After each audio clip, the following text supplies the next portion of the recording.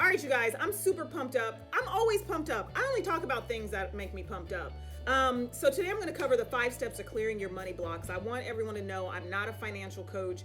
I'll throw in some recommendations in the follow-up email. But what I do is I coach strong women into developing a life that they really, really want. They design the life that they want, and we do that by making loving their life a lifestyle. That is who I am, and we cannot ignore money.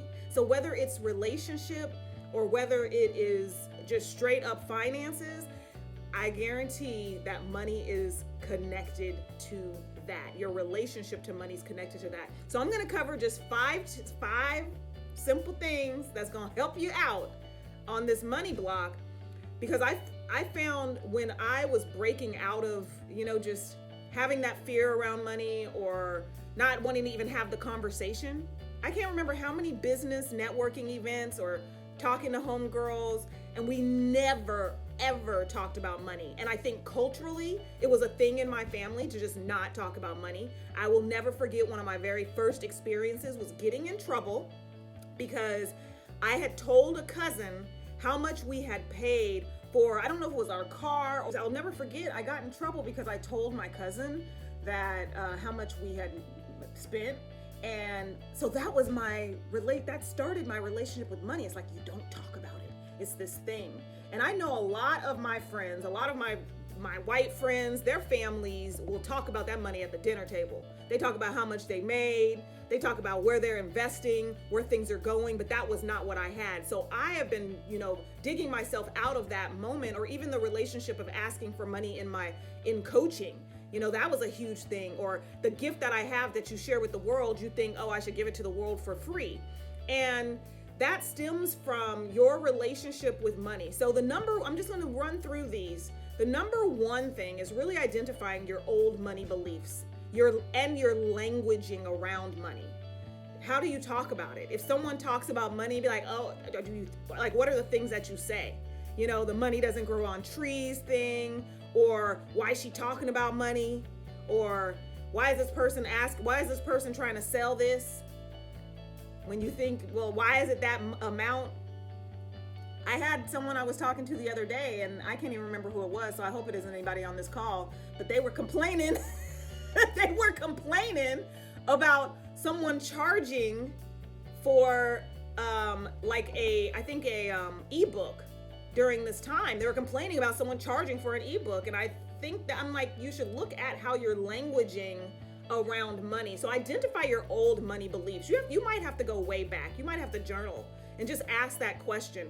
Where did this come from? What are my old money beliefs? Then the next thing you do is you have to declutter. And declutter is something that I talk about in group coaching.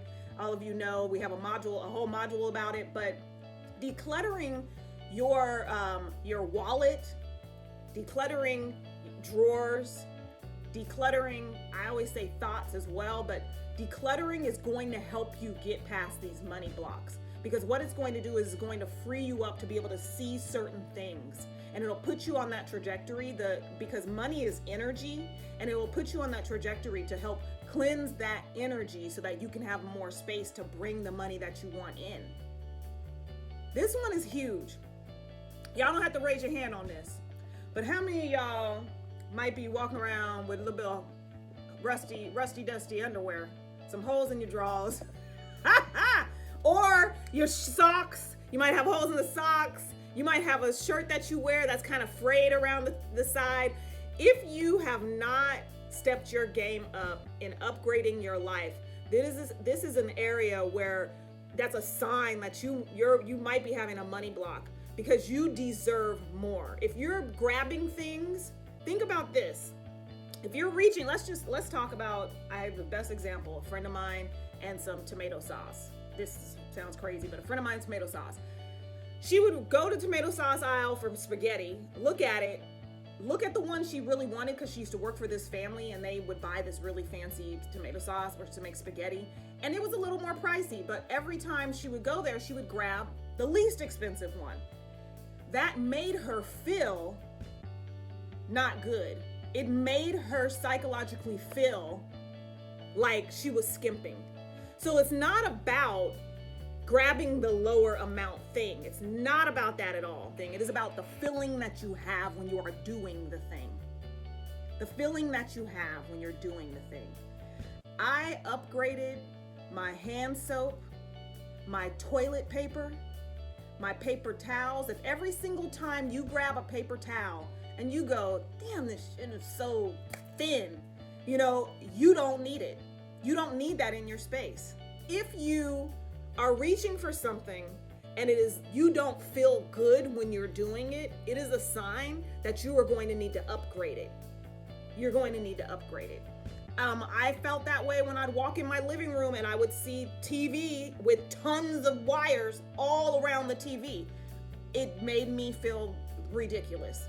I had to hire somebody to put it on the wall. So just go through your space and go, what can I throw out or what can I upgrade? Next, you want to track your money. Tracking your money is really about the next one, but tracking your money, the money that comes in, most of us are taught to track the money that goes out.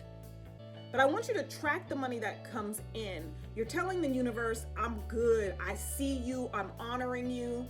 You need to look for those gift cards that you've had that you haven't used. You need to identify coupons that people have sent to you. I had something on Groupon that I used, but never ended up I bought but never ended up using it. And then the last one is, it's so imperative that you have a relationship with your money. Money is energy. You can repel it or you can attract it.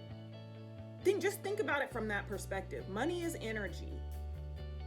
And just like someone walks into a room and you can feel their energy and you're either going to walk away or you're gonna be like, oh, I like them. Don't know them, but like them.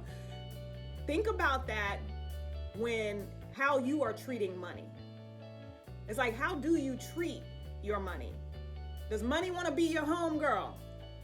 Does money want to be your friend?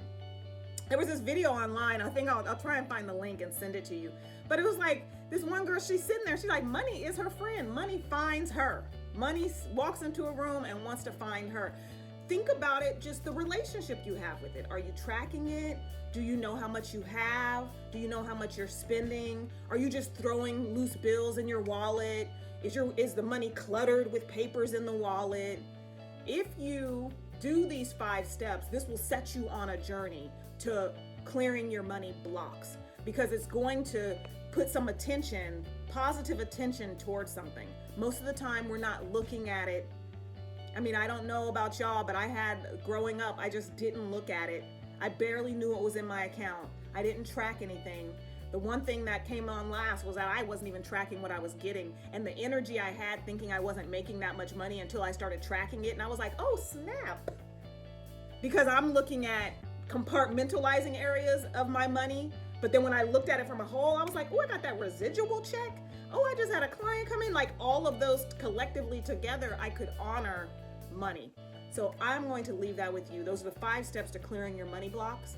This will set you on a track to have you start just moving into that space to be able to attract more of it into your life. All right, so I'm going to open it up. Now I'm going to unmute everyone because we're about to get ready for the girlfriends chat.